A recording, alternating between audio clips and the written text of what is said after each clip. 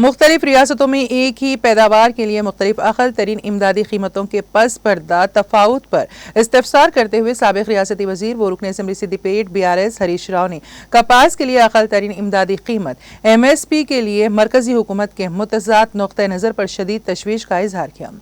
خصوصیت کے ساتھ مختلف ریاستوں میں پیدا کردہ کپاس کے لیے اقل ترین امدادی قیمت میں فرق کو اجاگر کرتے ہوئے انہوں نے نشاندہی کی کہ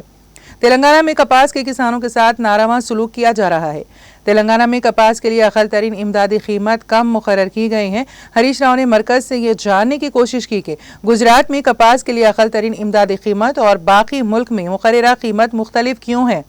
انہوں نے مرکزی حکومت کی یکساں پالیسیوں جیسے ایک قوم ایک ٹیکس، ایک قوم ایک انتخاب، ایک قوم ایک راشن کارڈ اور ایک قوم ایک بازار کا حوالہ دیا اور استفسار کیا کہ یہی اصول کپاس کی اقل ترین امدادی قیمت کے نفاذ میں کیوں لاگو نہیں کیا جا رہا ہے۔